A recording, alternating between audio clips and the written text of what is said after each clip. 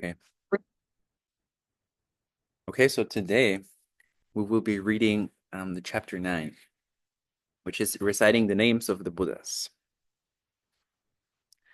For living beings in the future, I will now expound on beneficial matters. World honored one. By the way, this is Bodhisattva Ksitigharbha. So that they may obtain great benefits while in the cycle of birth and death. O world honored one, please allow me to speak on this. Then world honored one says, you may now give rise to vast kindness and compassion to all, to rescue all wrongdoing, suffering beings in the six realms of existence, wishing to expound on inconceivable matters. So then, one of the questions that people may have is like what those six realms of existence are. So again, we had talked about how in like Buddhist cosmovision, there's different layers where beings reside basically, and all of them have different physical characteristics, and also they kind of like embody certain sorts of emotions too. So the six realms are the God realm or the Devas, the demigod realm of the Asuras, the human realm, the animal realm, the hungry ghost realm, and the hell realm. So you see there's kind of like a hierarchy there. And basically the lower you get, it's the more suffering that you experience, sort of, and also ignorance of the Dharma too. Okay. So then, um, yeah, then the world honor one says, this is the right time. You should speak at once, for I will enter paranirvana before long. Such matters will let you fulfill your vows early. So another thing, paranirvana means complete nirvana. So the roots of the word are pari, which apparently in Sanskrit means circle or complete, something that happens in all directions at the same time. And nirvana means quietness. So sort of like, yeah, complete quietness. And I too will have no worry about all the beings in the present and the future.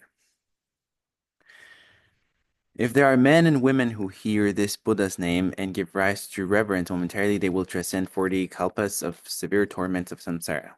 Oh, sorry, I think I read it wrong. World Honor One. In the past measureless Asamkhya kalpas ago, there arose in the world a Buddha named Infinite Forms Tathagata. So that's one. Um, how much more so they sculpt and paint his image, make offerings, and sing his praises. These people will gain merit that is measureless and boundless. Moreover, in the past, as many kalpas ago, there are grains of sand in the Ganges River. There arose in the world a Buddha named Jewel Nature Tathagata. If there are men and women who hear this Buddha's name and within the time of a finger snap generate the mind to take a refuge in him, these people will never fall back or turn away from the unsurpassed way. There's going to be another Buddha. Moreover, in the past, there arose in the world a Buddha named Lotus Excellence Tathagata. If there are men and women who hear this Buddha's name, who have the sound pass through their ears, these people will be reborn 1,000 times in the six heavens of the desire realm. How much more so when they recite and meditate on his name with a resolute mind. So again, he referenced the desire realm. Um, so what I understand is like all of these six realms of existence that I had mentioned already also have sort of like their um, heavens, but at the same time, they also follow a hierarchy. So the first one is the desire realm, which is kind of like a place that resembles human life because beings existing there also have desires, and also have cravings. So it's a nice place, but at the same time, it's not as good as it could be, because it also kind of like has all of the imperfections and flaws that humans have. And then the others two are like the formless heaven, I understand. And the ultimate one The is, form and formless. yeah, the form and formless, exactly, where the Brahma kings and Shuyama resides. Yes, sure. Shankar. Oh, Shaka, sorry, Shaka. Um, Or Indra. I think that's more common. yeah, so Shaka and Indra, same thing. Yes. But yeah, so you see, they're kind of like higher in a hierarchy. Anyway, so next Buddha. Moreover, in the past, inexpressibly inexpressible Asamkhya kalpas ago, there arose in the world a Buddha named Lion's Roar Tathagata. If there are men and women who hear this Buddha's name and in a thought take refuge in him, this people will meet measureless Buddhas who will place their hands on the crowns of their heads and give them prediction. Moreover, in the past, there arose in the world a Buddha named Krakuchanda Buddha. Oh, I think though we had clarified that this Buddha should actually be this. The names are. You should point like this. Oh, sorry. No, it's okay. All right. So the names of the Buddhas are, flipped here. So in this case, it should be Vipassana Buddha. If there are men and women who hear this Buddha's name and with a resolute mind they gaze reverently at and make obeisance to him, or they also sing his praises, these people will be great Brahma kings in the assembles of the 1,000 Buddhas of the present Kalpa and be given superior prediction. So you see, Brahma kings would reside in the form heaven, which is even better than the desire heaven. So this is like a typo? Yeah, Oh, okay. basically. I mean, that is actually, it's not a typo. I think it's a common thing that I think it's probably the transcription issue in the past time. Oh, You will get the name of the Vipassana Buddha and the Pratyanda Buddha flipped somehow. Oh, so Yeah. in Chinese too, there are.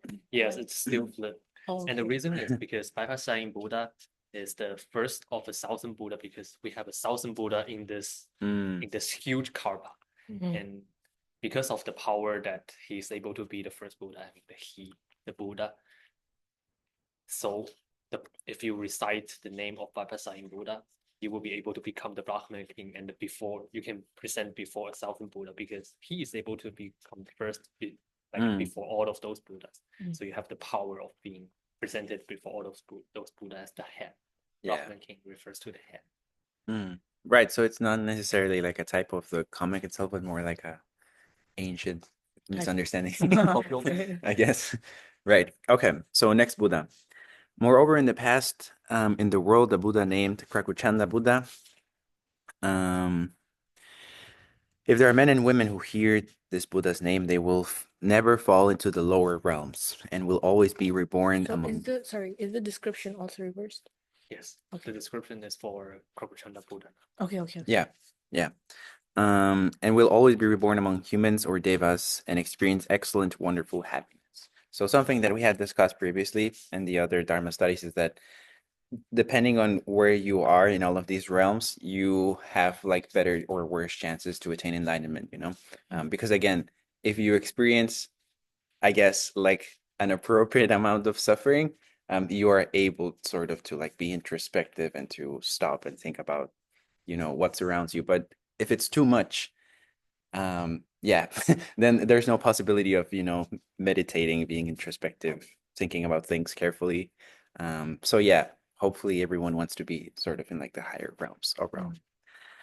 Moreover, in the past, as many kalpas ago as there are grains of sand in the measureless, countless Ganges rivers, there arose in the world a Buddha named Jewel Excellence Tathagata. If there are men and women who hear this Buddha's name, they will never fall into the lower realms and will frequently be in the heavens and experience excellent, wonderful happiness. Moreover, in the past, there arose in the world a Buddha named Jewel Sign Tathagata. If there are men and women who hear this Buddha's name and give rise to a reverent mind, this people will attain arhatship before long.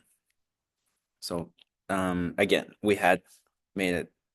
Yeah, we had differentiated bodhisattvas and arhats.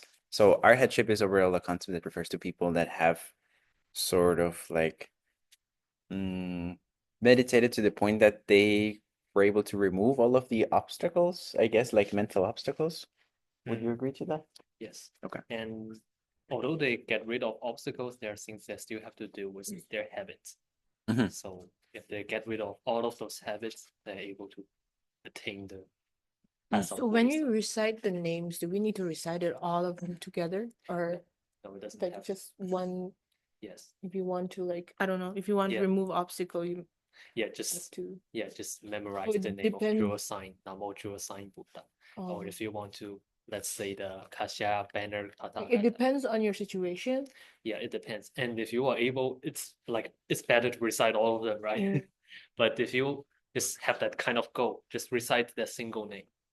What is the single name? Like the like the Any of yeah them. any of those Buddha. Yeah. So if I like need to study better, Yeah, do I therefore, recite? normally people recite Manjushri. Oh, Manjushri. I have Yeah, because that's he's like the Bodhisattva. wisdom, right? Yes, the Okay. Bodhisattva In representation. Hinduism, there's a lot of parallels. Yeah. Like if you want money, for example, or like if you want wisdom, they're like Saraswati Mata. Yeah. Yeah. I think something that they emphasize a lot though is that even remembering like Welcome.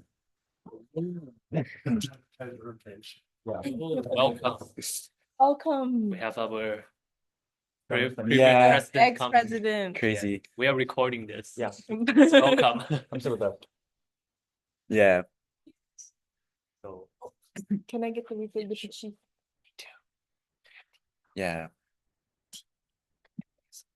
Overall, though, I think something that they emphasize a lot, is that even remembering one of the names, it's like already powerful enough, I guess. But yeah, they kind of like put them in a hierarchical order, and each one of them is like successively more and more powerful and effective, I guess. So yeah, this is the Kasaya banner Tathagata. So it says, if there are men and women who hear this Buddha's name, they will transcend 100 great kalpas of torments of samsara. And yeah, just for clarification, the Kasaya is kind of like the orange robe that monks wear. Moreover, in the past, there arose in the world a Buddha named Great Penetration Mountain King Tathagata. If there are men and women who hear this Buddha's name, this people will meet as many Buddhas as there are grains of sand in the Ganges River, who will extensively expound the Dharma for them, and they will certainly attain Bodhi. Moreover, in the past, there were inexpressibly many Buddhas such as these. So, Mountain King Buddha, Wisdom Excellence Buddha, Unsurpassed Buddha, Wonderful Sound Buddha, Full Moon Buddha, Mount Countenance Buddha, Pure Name King Buddha, Wisdom Accomplished Buddha, and Pure Moon Buddha. World Honor One, all living beings in the present and future, be the devas or humans, men or women, as long as they remember a Buddha's name, they will attain measureless virtues. These beings will gain great benefits. How much more so when they remember many Buddha's name? At the time of birth and the time of death, and they will never fall into the lower realms. If a person is on the verge of death and his family members, even just one of them, recite a Buddha's name, clearly for the sake of one's sake, with the exception of the great five violations that lead to incessant torments, the rapid effects of the dying person's other karma will be dissolved. So again, the five great violations is something that we also been mentioning, quite a lot, which is killing one's mother, killing one's father, killing an arhat, destroying the harmony of the. Oh, the arhat is like again this person that sort of like removes most of the mental obstacles on their own, right? Sort of like by meditation on their own. Oh, like monks? yes. Yeah, for example. Destroying the harmony of the monastic sangha and shedding the Buddha's blood. Yes. So the great five violations that lead to incessant torments are so extremely grave that the offender would pass through millions of kalpas without release. Nevertheless, by virtue of other people reciting and meditating on the names of Buddhas, for his sake, when he is on the verge of death, even the torments from such offenses can be gradually dissolved too. How much more so when living beings themselves recite and meditate on the names of Buddhas. And that's chapter 9. And so I want to add a few points. So Yeah. I mean, this chapter is extremely powerful in the case because it is easy. So only thing you need to do just memorize even one Buddha's name. So the merit will comes up if you memorize the Buddha's name and recite it. And the normal way that we do every day, and I've also like visited a few temples and asked the monks over there, they will try to incorporate it with the Anapana. I think that's the original name in Sanskrit. It's like breathing and breathe out. So when you breathe in, you said Nama. It's just to show like paying homage to the Buddha. Like that's the meaning, paying homage to.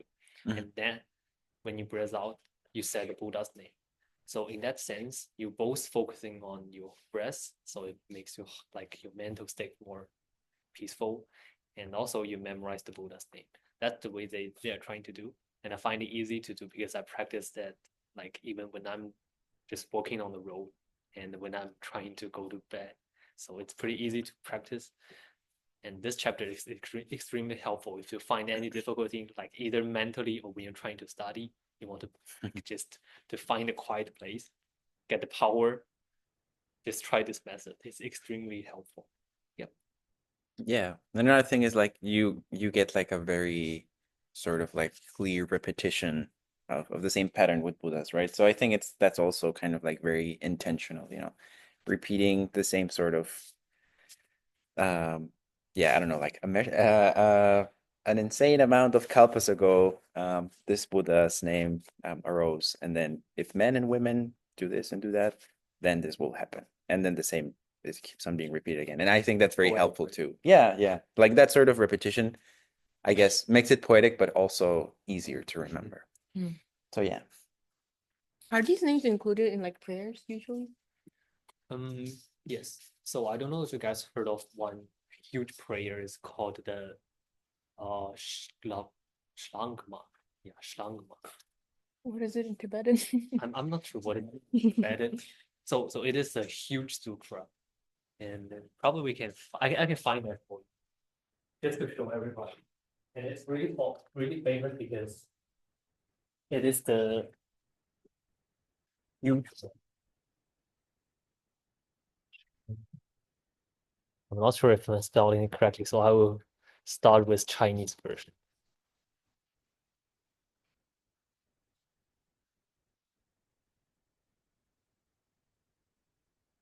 So it's in yeah, Shlangma. Mm. Yeah, this is a sutra that is including the mantra that I've mentioned. So in this sutra, at the first stage, it mentions a lot of Buddhas and a lot of different type. Is it only in Mahayana? I mean, also it's in Hinayana. It's in Hinayana and also Vajrayana. Okay. Yeah, I think it's including everywhere because this is kind of the basic text because you see here. Yeah, this is referred to the Tibetan Buddhism, but it's just in the Chinese. yeah. This is also refers to the Tibetan Buddhism, but Yeah, we yeah. call it Tibetan Buddhism is a sect of Mahayana. yes, it's included Shlangma Sutra, and it's in chapter 7, where it includes a lot of Buddha's names. So the Buddha includes their like really famous one, like the Amitabha Buddha, Yeah. and actual Buddha. Actual means unmovable Buddha. And the other one is also famous is the Bhakshakyaguru. It's Yao Shifu. I think Derek has a specific feeling for this Buddha, and yes, and also there are like how can I translate that? Oh, definitely Shakyamuni Buddha and the Sampuspita Salendra. I don't know how to translate that, but here it only says Chinese Buddhism, Zen, yeah, Korean. because Korean. right, because it's like translated from a monk. I don't know how to translate his name, but that monk Why is it translated very significant? because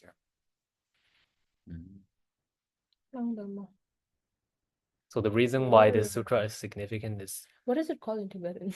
I can look it up. that's it. So this sutra is significant because it includes a complete description of how can you be realized, how can you attain that enlightenment. So there's a complete step-by-step Guide. in that sutra, like what we've discussed, like the desire realm and the form realm and like formless realm. It's actually expediency or like skillful, meaning the Buddha is creating that kind of sense of you want to go into the heaven, like you want to practice meditation so you can go to the heaven. You want to practice like non-killing, non-stealing, and do not try to conduct sexual misconduction, things like that. That is helping you to go into that heaven because that help you like created that bank, that merit bank for you to go to that heaven where you can practice the precept expounded by the Buddha, practice the meditation expounded by the Buddha, practice the wisdom expounded by the Buddha. And then you will achieve the things like described in those heaven, like beautiful, like jewels everywhere. You will see that kind of image, and also like the tower stupas, things like that. Because if I'm going to describe that, it's a little bit complicated. But you would see a beautiful world if you're trying to practice. And the easy way Buddha trying to do is the first thing he described is using a parable. So people are getting enlightened only from parables. The Buddha is saying it this way. So the first parable coming up is the great disciple. And I'm not sure how to translate that, but the parable is more important. He observed, so he's sitting in a quiet room and he see those small dust come like I don't know if you guys see that.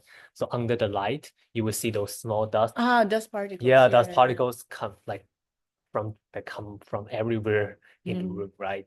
And he realized that, oh, I'm just like that small particles, like flying around in this world. I'm not staying here, neither in this room, neither in outside the room, and neither by the sunlight, and neither by my eyes. We are just like those particles. And the word he realized is called the guest particle. So the guest, we are the guest. We are not staying here. And he realized, oh, we need to jump out of this dust. We should not be the dust all the time. So then he wants to just jumping out of that life and death cycle. That's the parable that is most famous from this Ksitigharbha Sutra. And it enlightened a lot of people because they realize, yes, we're just like that guest particle. We are from everywhere. And we are coming here together just to realize we are not that particle. So yeah, that's only a glance of this sutra. So if you want, I can try to bring some text in the future, but it's extremely interesting. So, and in chapter 7, as I mentioned, there's a huge mantra, and I have already like resided for a long time, for probably 3 years, and it's really helpful. It includes a lot of. How did it help you? How did it help you? So after recite that sutra, because inside that sutra they include a lot of suffering, like the fear of God, the fear of like the fire, fear of water, and inside that sutra there's a like a solution within, and telling you this is the fear you have. There's a solution. So when you're memorizing that, you will know, okay, when I have that kind of fear, this is a solution. Saying, if I'm fearful of fire or fearful of the water, I should realize my body is unmoved. My body is never changed, because what we see is just a gas particle. That is not the truth. But the real body is not moved. Just like the vacuum, the room. The room is not changing, but the particle is moving everywhere. That is information is indicated in the sutra if you recite it. So like what did you like what was the result for you to reciting? You will never be afraid of anything. Oh. That is the most wisdomful thing that you can get out of it. Yes. Do you practice anything? Yes. So by memorizing that, you will realize a lot of different things. Like by meditation, you will feel like this body is extremely unreal. Well, before practicing, I feel like, okay, this body is real.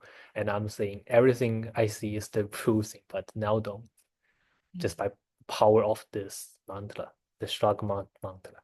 It's really powerful. Yep, let's go back to this sutra and see how powerful is this sutra again. Yeah, both of them are really powerful again. Yeah. Yeah. Shall we go to chapter 10? It's also a very short one. Okay.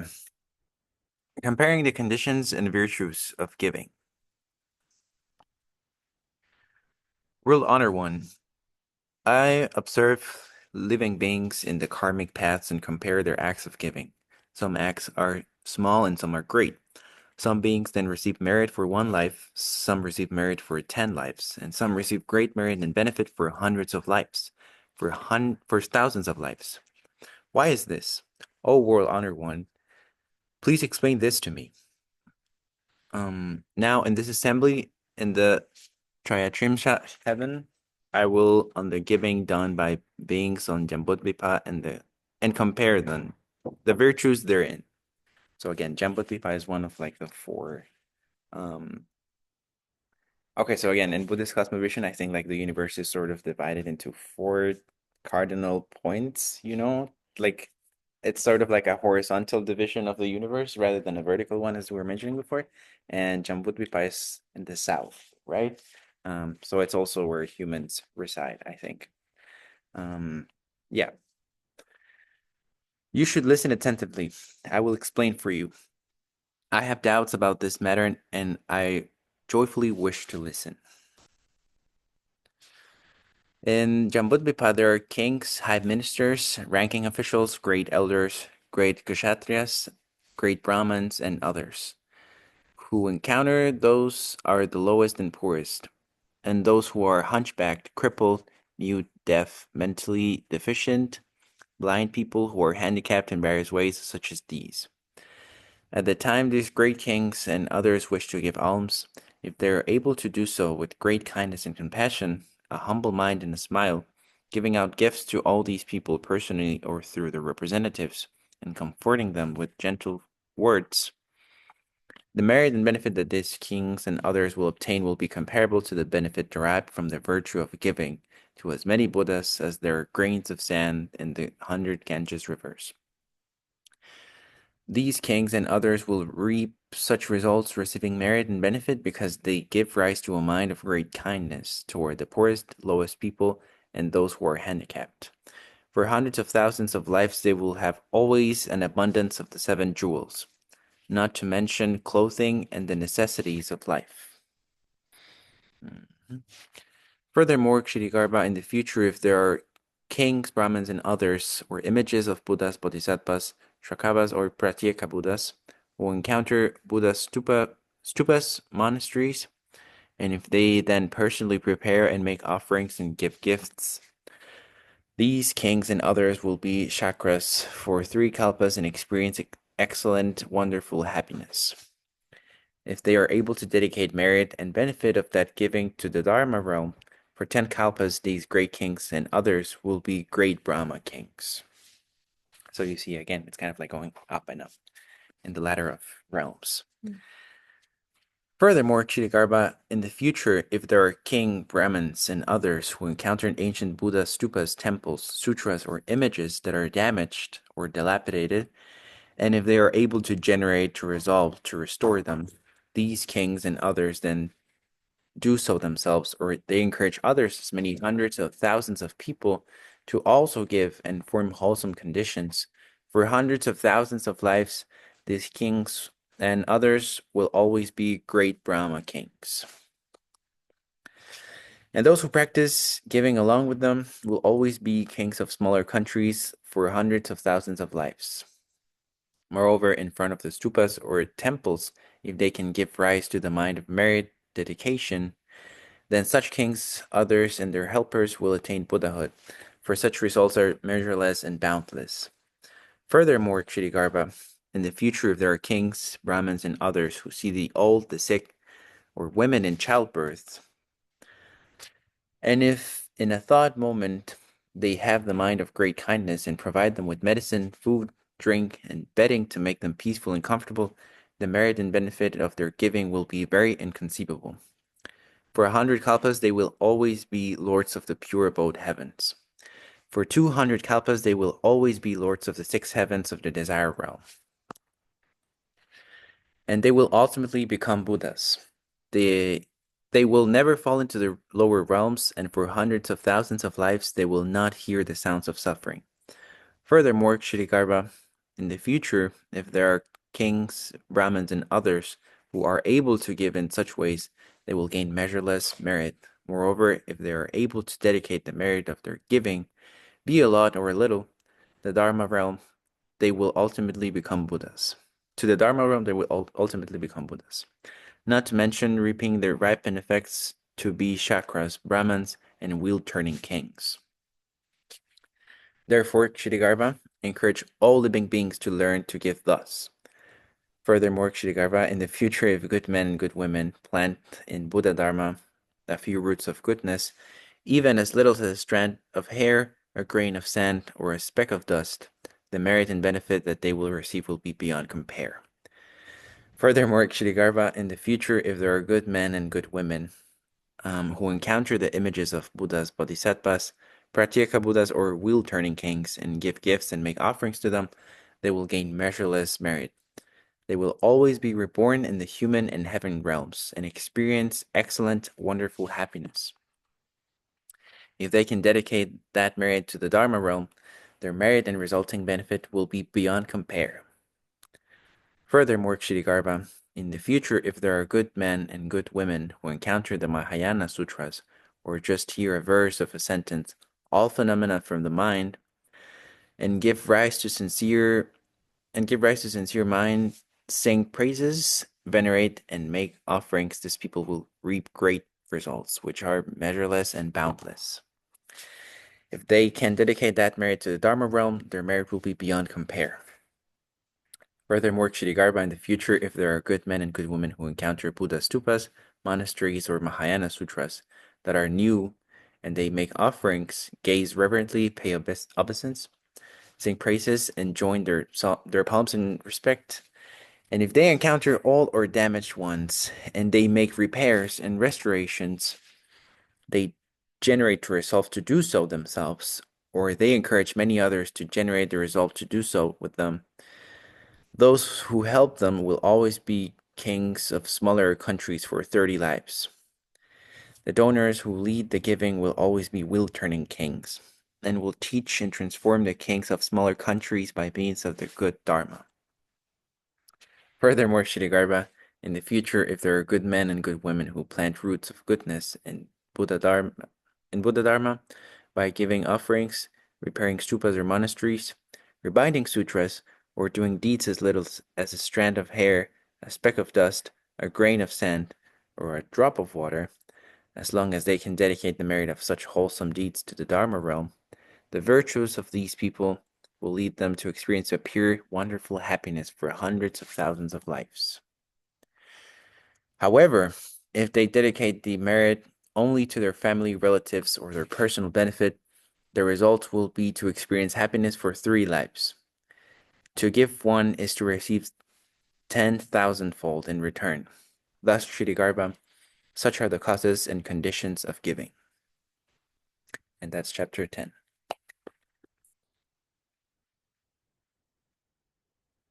I think my dad practices this a lot, and my mom is like pissed about it because he's like he kind of helps his friends more, like other people more than his whole family, and she'll be like, "Oh my God, I know you're Buddhist, but like you need to care about your family too." It's nice. Yeah. I mean, sense of karma. Yeah. You will benefit a lot. It's nice. Okay. Yeah. So you see, again, following the same sort of structure, again and again and again. It helps remembering stuff.